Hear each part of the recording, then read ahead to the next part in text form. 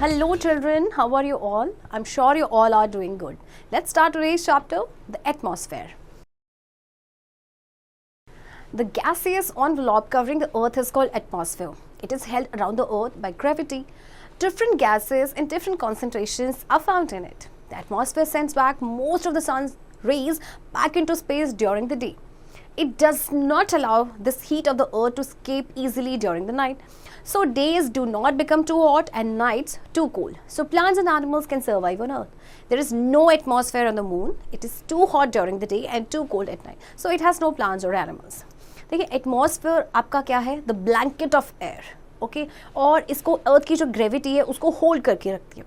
Different gases जो है वो डिफरेंट कॉन्सेंट्रेशन में यहाँ पे पाए जाते हैं, राइट. अब एटमॉस्फेयर क्या करता है कि ज़्यादातर जो सन की रेज होती है उनको वापस स्पेस में भेज देता है डे टाइम पे, बट नाइट में क्या होता है कि ये अर्थ की हीट को स्केप नहीं होने देता. इसीलिए जो आपके डेज हैं वो ज़्यादा गर्म नहीं होते और जो आपकी नाइट्स हैं वो ज़्यादा कोल्ड नहीं होती. तो इसीलिए प्लांट्स एंड एनिमल्स के लिए एक सूटेबल टेम्परेचर मेंटेन रहता है. बट आप मून की देखें, मून की बात करें तो मून में कोई एटमॉस्फेयर नहीं होता. दिन के टाइम पे बहुत ज़्यादा गर्म होता है और रात के टाइम पे बहुत ज़्यादा ठंडी. इसीलिए वहाँ पे कोई भी प्लांट्स या एनिमल्स नहीं है. Layers of atmosphere. The atmosphere is made up of different vertical layers. The layer closest to the earth is called troposphere. It extends up to a height of 15 kilometers from the surface of the earth. Its bottom is hot, but the top is very cold. All the weather phenomena take place in this layer only. All living organisms operate in this layer. Aeroplanes also fly in it. अच्छा देखिए atmosphere आपकी different layer से बना है, right. तो जो closest layer है वो आपकी है ट्रोपोस्फेयर. ये आपकी 15 किलोमीटर्स की हाइट तक आपका एक्सटेंडेड है from the surface of the earth. अब इसका जो बॉटम है वो हॉट है बट टॉप इसका वेरी कोल्ड. तो जितने भी आपके वेदर फिनोमिनन है वो इसी लेयर में होते हैं. एरोप्लेन्स जो होते हैं वो इसी आपकी लेयर पे फ्लाई करते हैं. Air mass extending from the top of the troposphere to about 50 kilometre forms the second layer called stratosphere. Ozone layer is found at the bottom of the stratosphere which covers the entire earth like an umbrella. Therefore, it is called the ozone umbrella. Ozone is a form of oxygen. It protects us from the harmful ultraviolet rays coming from the sun. Beyond the stratosphere are three layers in the succession called the mesosphere, the thermosphere and the exosphere. The last name gives way to the space. अच्छा देखिए आपकी first layer जो है वो troposphere, इसके बाद आपकी आती है स्ट्रेटोस्फेयर, ओके, और यहाँ पे आपकी ओजोन गैस भी पाई जाती है, ओके. तो ये पूरे अर्थ को आपका जो ओजोन लेयर है एक अम्ब्रेला की तरह कवर करता है. एंड ओजोन गैस का फंक्शन क्या है, ये सन की अल्ट्रावायलेट रेज से हमें बचाते हैं. अब स्ट्रेटोस्फेयर के बियॉन्ड आपकी 3 और लेयर्स है जो है आपकी mesosphere, thermosphere and exosphere, right. Air. The gaseous mixture of the troposphere is called air. Air cannot be seen by eyes, but we can feel it when it blows. We live at the bottom of this invisible ocean of air. Air is mainly composed of oxygen, nitrogen, carbon dioxide and some other gases in minute quantities. देखिए आपका air जो है बहुत सारी gases का mixture है, right. Air आप देख नहीं सकते बट हम इसे फील कर सकते हैं. अब देखिए एयर का कॉम्पोजिशन क्या है. इसमें आपका देखिए 78.0% आपका नाइट्रोजन है, आपका ऑक्सीजन है, कार्बन डाइऑक्साइड है एंड इसके साथ साथ आपके वाटर वेपर्स भी होते हैं, राइट, और दूसरी गैसेस भी होती हैं. 20.94% of the air is oxygen. All living beings breathe in oxygen. It is used to burn food inside their bodies to release energy. We can burn things like candle or fuel only in the presence of oxygen. 78.08% of the air is nitrogen. Animals and plants need it in their bodies as protein. They cannot take it directly from air. Some bacteria and lightning change it into consumable form for plants. Animals take this nitrogen from plants. अब देखिए oxygen का percentage है आपका 20.94, right. And oxygen आपको पता है कि कितनी यूजफुल है. हम ब्रीदिंग करते हैं इसमें, इसके अलावा बर्निंग में भी जो आपका ऑक्सीजन ही हमें हेल्प करती है. नाइट्रोजन का परसेंटेज इतना है. अब देखिए एनिमल्स एंड प्लांट्स को आपकी नाइट्रोजन की ज़रूरत होती है बट ये डायरेक्टली इसे एयर से नहीं लिखते.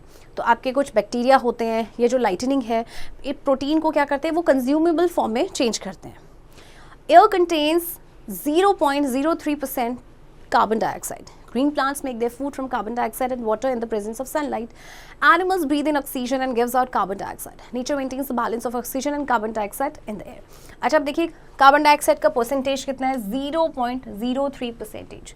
ओके, अब आपको पता है ग्रीन प्लांट्स को कार्बन डाइऑक्साइड की ज़रूरत होती है क्योंकि उन्हें अपना खाना बनाना होता है, और बदले में वो क्या करते हैं, जब कार्बन डाइऑक्साइड लेते हैं तो ऑक्सीजन को वो रिलीज़ करते हैं, और इस तरह से जो बैलेंस है ऑक्सीजन एंड कार्बन डाइऑक्साइड का वो मेंटेन रहता है. Other gases like neon and argon are about 0.95% in the air. These gases are used to produce orange glowing electric tube lights which are displayed in advertisements. Such signs are called neon signs. In addition to these gases, air also contains variable amount of water vapor. Amount of water vapor contained in the air is called humidity. Many of the weather conditions depend upon water vapor. Excess of water vapor in the air makes it humid. Dust, smoke, bacteria, virus and pollen particles are also found in the air in small and variable quantities. अच्छा, बाकी gases की बात करें तो देखिए neon and argon ये आपकी है 0.95%, राइट. इनको यूज़ किया जाता है आपके इलेक्ट्रिक ट्यूब लाइट्स में एक ऑरेंज ग्लो प्रोड्यूस करने के लिए. आपने कई बार कुछ साइंस भी देखे होंगे जो एडवर्टीजमेंट के लिए यूज़ किए जाते हैं, तो आपके नियॉन साइंस होते हैं. इसके अलावा एयर में आपके वाटर वेपर भी होता है. ओके, वाटर वेपर जो आपका जिस अमाउंट होता है एयर में दैट इज़ कॉल्ड ह्यूमिडिटी. और बहुत सारी जो वेदर कंडीशंस है वो डिपेंड करती हैं आपकी कितना वाटर वेपर है. अगर एक्सेस होगा वाटर वेपर एयर में तो इससे क्या होगा कि वेदर ह्यूमिड हो जाता है. इसके अलावा डस्ट, स्मोक, बैक्टीरिया, वायरस और पोलन पार्टिकल्स भी आपके एयर में पाए जाते हैं. Properties and uses of air. You have learned that air occupies a space, so it is used to inflate balloons, tires, tubes, football bladders and pillows. Air आपको पता है इट्स अ मैटर, है ना, और ये स्पेस ऑक्यूपाई करती है. तो बहुत सारी चीज़ों को हम इन्फ्लेट करने के लिए एयर का यूज़ करते हैं, है ना, राइट. जैसे कि ये सारी चीज़ें आपकी moving air has force and it can push and pull things. You know that very well. Air exerts pressure. You also know that air has weight. Things that have weight exert pressure. If you hold a kilogram of weight on the palm of your hand, you can feel its pressure. In the same way, an air column also exerts a downward pressure. Over us, it exerts a pressure of 1 kilogram per square centimeter. It is called atmospheric pressure. Our blood pressure and inhaled air inside our body balances the air pressure outside. अच्छा देखिए, air क्योंकि matter है तो of course it has wait, तो जिन चीज़ों का wait होता है वो प्रेशर भी एक्सर्ट करती हैं, राइट. तो इस जैसे कि आप 1 किलोग्राम वेट को अपने पाम में अगर आप रखेंगे तो आपको उसका प्रेशर फील होगा ना. तो इसी तरह से जो एयर कॉलम है वो भी एक्सर्ट करती है प्रेशर, बट डाउनवर्ड प्रेशर. तो ओवर अस क्या है कि एक प्रेशर ये एक्सर्ट करती है ऑफ 1 किलोग्राम पर स्क्वायर सेंटीमीटर, जिसे कहा जाता है atmospheric pressure.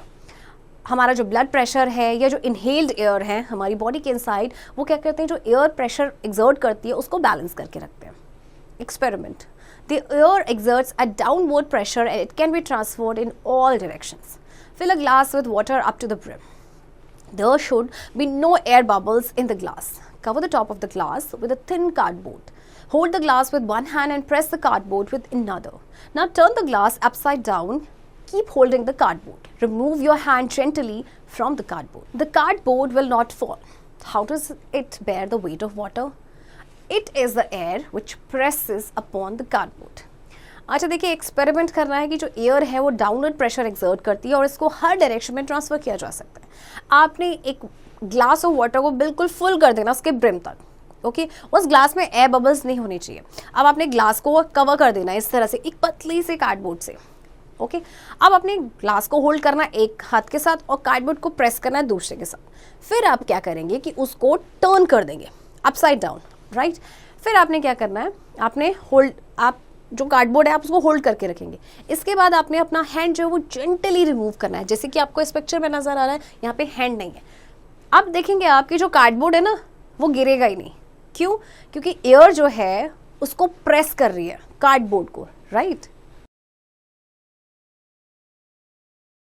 The air inside the glass exerts a downward pressure on the cardboard while the outside air exerts an upward pressure on it. As these two forces are equal, they cancel each other out. So the cardboard does not fall. देखिए क्या हो गया कि जो glass के अंदर air है वो डाउनवर्ड प्रेशर एक्सर्ट करेगी एंड जो कार्डबोर्ड है, कार्डबोर्ड को क्या होगा कि जो बाहर से जो एयर है वो उस पर आपका प्रेशर एक्सर्ट करेगी. तो ये जो दो फोर्सेस है इक्वल हो जाएंगे, तो एक दूसरे के इफेक्ट को क्या कर देंगे, कैंसिल आउट कर देंगे, इसीलिए जो कार्डबोर्ड है वो नीचे नहीं गिरेगा। Moving of liquid by air pressure, the pressure of air pushes liquids to move upward. चलिए इसे समझते हैं हम एक्सपेरिमेंट के through. Take any cold drink in a glass, put a straw in it and suck air out of the straw. It makes the air pressure inside the straw less than the air pressure outside. The outside air pressure forces the cold drink to go up through straw into your mouth. आप cold drinks पीते हैं, आप juices पीते हैं, आप straw का use करते हैं, राइट? जब आप स्ट्रॉ में सक करते हैं तो आप जूस को सक करते हैं तो कैसे आता है, अपवर्ड आता है। तो ऐसा क्यों होता है ये because of the pressure inside the straw. Okay, वो लेस देन हो जाता है किससे, जो आपका बाहर प्रेशर है, और इससे क्या होता है कि जो आउटसाइड एयर प्रेशर है वो क्या करता है, वो कोल्ड ड्रिंक को फोर्स करता है कि वो ऊपर जाए स्ट्रॉ में, and then it goes to your mouth. Instruments working by air pressure. Number 1, fountain pen. It has a rubber tube inside which is pressed to force the air out. Air pressure on the ink outside pushes the ink into the tube. आम शायद आप सभी ने ink pens use किए होंगे, तो इसमें एक रबर ट्यूब होता है आपके इनसाइड में, okay, which is pressed to force the air out. अब क्या होगा कि जो एयर प्रेशर होगा इंक की आउटसाइड, वो इंक को पुश करेंगे इनटू द ट्यूब।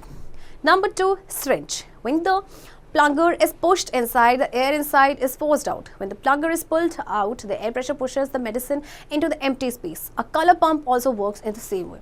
Okay, आपने syringe देखा होगा। syringe से जब डॉक्टर्स क्या करते हैं, उसमें से लिक्विड मेडिसिन डालते हैं, राइट? तो क्या कहते हैं, जब उसको पुश किया जाता है तो जो एयर इनसाइड होती है इज फोर्स्ड आउट, और जब उसको पुल किया जाता है तो जो एयर प्रेशर होता है वो क्या करता है, वो मेडिसिन को पुश करता है कि वो एम्प्टी स्पेस में चले जाए।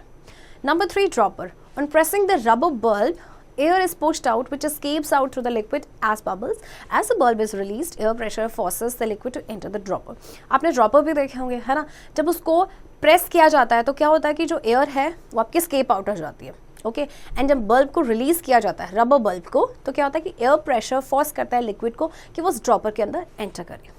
Number 4, lift pump or water pump. Water pump is used to lift water from a well or to pump out groundwater. It is a cylinder with a tight fitting piston. This piston is attached to a handle. The pump has 2 valves, one foot valve and other a piston valve. Both open upwards only. अच्छा देखिए क्या होता है आपका water pump को use किस लिए करते हैं हम, वाटर को लिफ्ट करने के लिए, या तो वेल से या फिर ग्राउंड वाटर को। तो इसमें एक सिलेंडर होता है जिसमें टाइट फिटिंग पिस्टन होती है। ये पिस्टन आपके हैंडल के साथ अटैच्ड होती है। अब पंप के 2 वॉल्व्स होते हैं, एक होता है आपका फुट वॉल्व एंड दूसरा होता है आपका पिस्टन वॉल्व, एंड दोनों ही आपके ओपन होते हैं upwards only. In position 1 both the valves are closed. This position there are 2 valves जिनकी हमने बात की थी, वॉल्व 1 एंड वॉल्व 2। इसमें देखिए आपके दोनों ही वॉल्व आपके क्या हैं, क्लोज्ड है। On moving the handle downward, the piston moves upward. The air pressure inside the pump is reduced. The air pressure acts upon the water outside and the foot valve opens to allow the water to rush above the valve. अब second position में क्या हुआ कि इसके handle को नीचे किया गया, राइट? अब नीचे किया गया तो उसके बाद क्या हुआ कि आपका जो पिस्टन है वो अपवर्ड मूव हुआ, तो जो एयर प्रेशर है पंप के अंदर वो रिड्यूस हो गया। फिर ये जो एयर प्रेशर है ये वाटर पे एक्ट करेगी आउटसाइड, एंड जो फुट वॉल्व है आपका ओपन होके वाटर को अलाउ करेगा कि वो वॉल्व से ऊपर जाए। When the handle is moved upwards, the piston moves downwards. Water closes the foot valve so it cannot go back. The pressure of water opens the piston valve upward and it rises up over the piston. अब इसके बाद क्या होगा कि जब आप handle को upward move करेंगे तो जो पिस्टन है वो डाउनवर्ड जाएगा, ओके, एंड वाटर जो है वो फुट वॉल्व को क्लोज कर देगा जिससे कि वापस ना जा पाए। तो जो प्रेशर है वाटर का वो क्या करता है, पिस्टन को ओपन करेगा, पिस्टन वॉल्व को ओपन करेगा upward, and then it rises up over the piston. On moving the handle downwards again, the piston moves upwards, its valve closes and it pushes the water above it to let it out through the spout. अब इसके बाद आप क्या करेंगे, handle को downward करेंगे फिर से, तो पिस्टन क्या करेगा, वो अपवर्ड मूव करेगा, इसका वॉल्व क्लोज होगा, ये वाटर को पुश करेगा, और उसके बाद ये जो स्पाउट है इससे वाटर आपका बाहर आ जाएगा। In this way, water is drawn up by repeated strokes of the piston. Water cannot be lifted more than a height of 1034 centimeters with this pump. Why? Because air pressure is equal to the pressure of 1034 centimeter height of water column. देखिए water को हम ना इससे ज़्यादा height के ऊपर lift नहीं करा सकते इस पंप से। क्यों? क्योंकि जो एयर प्रेशर है वो इक्वल होता है to the pressure of 1035 centimetre height of water column.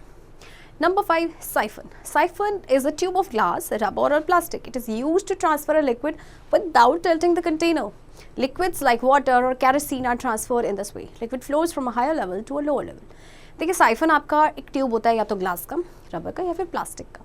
तो इससे यूज़ किया जाता है लिक्विड को ट्रांसफ़र करने के लिए, बट इसमें कंटेनर को ना टल्ट नहीं किया जाता है। तो जैसे वाटर है या कैरोसिन को ट्रांसफ़र किया जाता है इस तरह से। इसमें लिक्विड जो है हायर लेवल से लोअर लेवल पे आपका फ्लो करता है। Experiment: put the receiver vessel at a lower level than the container. Take a long rubber or plastic tube. Put one end of it in the vessel from which liquid is to be poured and hold the other end. Let the whole tube be immersed in the liquid. देखिए आपको क्या करना है, जो receiver vessel है उसको lower level पे रखना है देन द कंटेनर। फिर आपको एक लॉन्ग रबर या प्लास्टिक की ट्यूब लेनी है। फिर आपने एक एंड जो है इसका आपने इसको वेसल में रखना है जिसमें से लिक्विड को पोर किया जाना है और दूसरों को होल्ड करके रखना है। फिर आप क्या करेंगे कि जो पूरी की पूरी ट्यूब है उसको आपको लिक्विड में इमर्ज करके रखना है। The liquid comes up inside the tube at the other end. Close the other end with your thumb and finger tightly. Now take the end gently to the receiver vessel and remove the thumb. Air pressure acts on the surface of the liquid at a higher level and pushes it down through the siphon tube. To stop the flow, close and lift the other end higher than the upper level of the liquid. Remove the thumb to let the air pressure work and push the liquid down. Thus the tube is emptied. अब आपने क्या करना है, देखिए जो liquid है वो inside आ जाएगा ट्यूब के एक दूसरे एंड पे, राइट। अब जो दूसरा एंड है आपका उसको आपने अपने थंब और फिंगर से टाइटली इसको क्लोज कर देना है। उसके बाद आपने इस एंड को जेंटली आपने क्या करना है, लेके जाना है रिसीवर वेसल तक एंड देन थंब को रिमूव करना है। फिर जो एयर प्रेशर है वो लिक्विड के सरफेस पे एक्ट करेगा एट हायर लेवल पे एंड देन उसको पुश डाउन करेगा उस साइफन ट्यूब के थ्रू। अब आप चाहते हैं कि इस फ्लो को हम रोक दें तो क्या करेंगे, आप करेंगे क्लोज करेंगे और दूसरे एंड को आपने लिफ्ट करना है higher than the upper level of the liquid. Okay, फिर आपने थंब को रिमूव करना है जिससे कि एयर प्रेशर वर्क करेगा एंड जो लिक्विड है वो पुश होके नीचे आएगा और इस तरह से जो पूरी ट्यूब है आपकी खाली हो जाएगी। Breathing and burning. Breathing is a continuous process in living beings. They take oxygen from air and give out carbon dioxide. This exhaled air contains about 4.5% carbon dioxide in comparison to 0.03% in the inhaled air. Breathing or respiration slowly breaks down food in the living cells step by step to release energy for living activities. So this is the equation. Glucose plus oxygen, it gives energy plus water plus carbon dioxide. देखिए breathing आपका एक continuous process है। आप सोए हैं चाहे आप जगे हुए हैं, है ना, हर टाइम ब्रीदिंग आपका चल रहा होता है। इस पे आप ऑक्सीजन लेते हैं एंड कार्बन डाइऑक्साइड को एक्सेल करते हैं। तो जो आपकी एक्सेल्ड एयर होती है उसमें आपका क्या होता है, 4.5% कार्बन डाइऑक्साइड होता है। तो जो ब्रीदिंग या रेस्पिरेशन है वो स्लोली हमारे फूड को ब्रेक डाउन करता है लिविंग सेल्स में, स्टेप बाय स्टेप फिर एनर्जी आपकी रिलीज होती है। So this is the equation. We can say that respiration is a slow burning process. The inhaled air has 21% oxygen and nearly 47% oxygen is used up in this process. Burning out in the opens use is up all the 21% oxygen in the air. This is nearly 1/5 part of the air by volume. तो देखिए respiration हम कह सकते हैं कि एक आपका slow burning process है। जो इनहेल्ड एयर होती है उसमें तो 21% ऑक्सीजन होती है एंड उसका नियरली 47% जो ऑक्सीजन है वो यूज़ अप हो जाता है इस प्रोसेस में। ओके, अब जो बर्निंग आउट है आपका, बर्निंग आउट इन ओपन में वो यूज़ करता है 21% ऑक्सीजन इन द एयर, जो कि आपका 1/5 पार्ट है by volume. Experiment: take a tub and put some water in it, put up a candle on a wood block and place it in the middle of the tub. Take a graduated jar, light the candle and keep the jar inverted over the candle. Note the water level in the jar. आपने एक tub लेना है, उसमें water रखना है, फिर आपने एक कैंडल को रख देना है वुडन ब्लॉक पे एंड उसको टब के मिडल में रखना है। फिर आपने ग्रेजुएटेड जार लेना है, कैंडल को जलाना है एंड जार को फिर आपने इन्वर्ट कर देना है ओवर द कैंडल। अब आप क्या करेंगे, वाटर लेवल को उसमें नोट करेंगे। After some time, the flame of the candle ceases to burn and water enters the jar, occupying 1/5 of its space. It means when a thing burns in air, 1/5 part of the air is used up for burning. कुछ time के आप बाद देखेंगे जो flame है candle की वो जलना बंद हो जाएगी और वाटर जार के अंदर एंटर करेगा, उसका 1/5 जो पार्ट है उस स्पेस का उसको ऑक्यूपाई कर लेगा. इसका मतलब जब भी कोई चीज़ जलती है ना एयर में तो 1/5 पार्ट जो एयर का यूज़ हो जाता है वो burning. Forget me not. The gaseous envelope covering the earth is called the atmosphere. The atmosphere has 5 layers. All living beings and weather changes happen in the lower layer of troposphere only. Air is a mixture of many gases like nitrogen, oxygen, carbon dioxide, neon, argon and water vapor.